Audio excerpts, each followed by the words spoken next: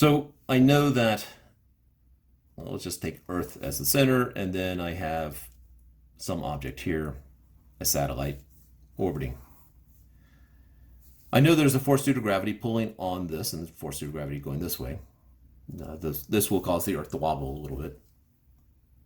Not much, because it's not particularly massive, and Earth is.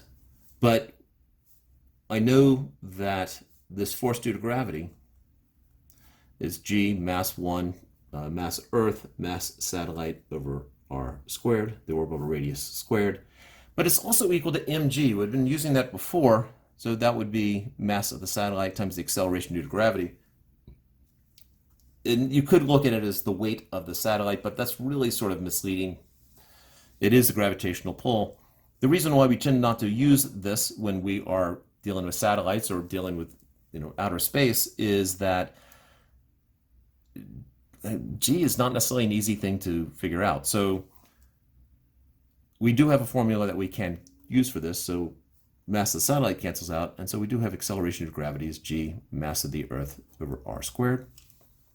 And so we now have a formula.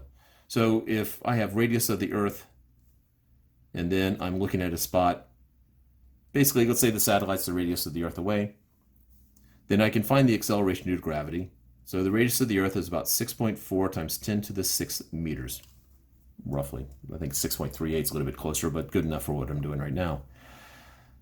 So the acceleration due to gravity, if I am 6.4 million meters above the surface of the Earth, this becomes 6.67 times 10 to the negative 11th, times mass of the Earth, about 5.98 times 10 to the 24th kilograms, divided by the radius squared. Well, the radius is the distance from the center to center. That is that distance right there.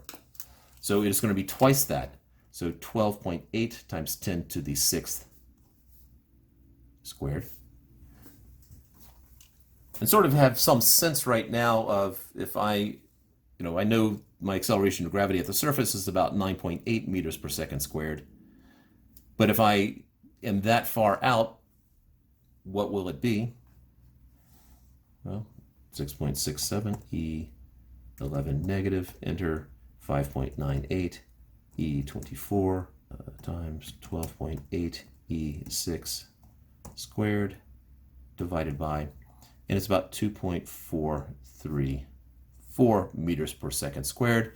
It is roughly a quarter of what it is at the surface, which should not be surprising because we basically took the radius, doubled it, and that doubling, that 2 gets squared, so there's the extra 4 in the denominator.